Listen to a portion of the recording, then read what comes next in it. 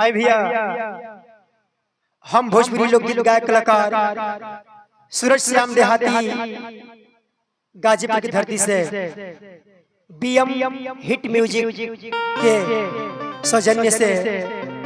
आप सबके बीच में ये गीत जाता के आशा न बल्कि पूरा विश्वास बा जे आशीर्वाद मिली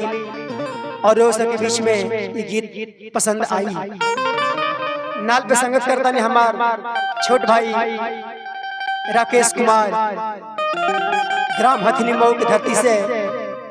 और बेंजू पे संगत करता ने हमार छोट भाई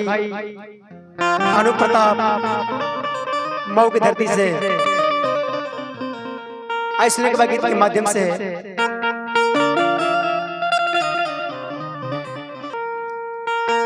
अखिया में लोरवा हरदम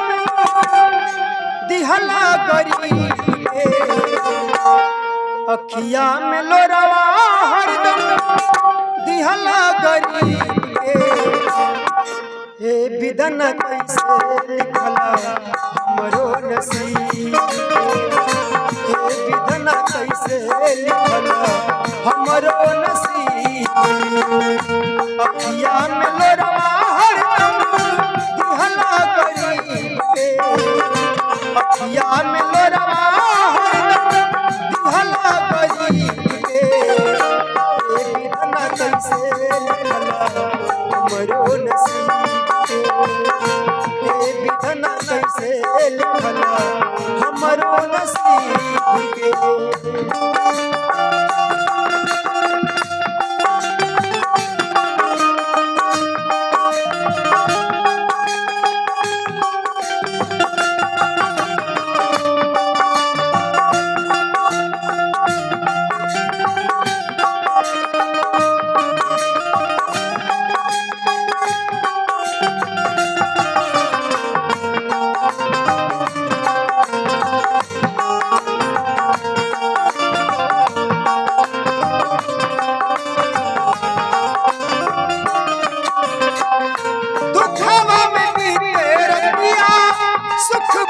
सपनावा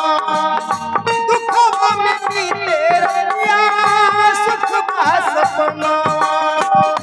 ऐसन नसीब हमरो पवने करना, ऐसन नसीब हमरो पवने करना, जियते ही देखिले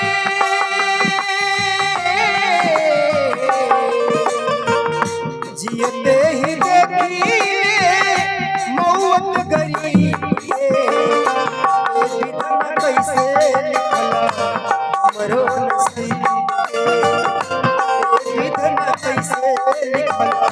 हमरो नसीब के।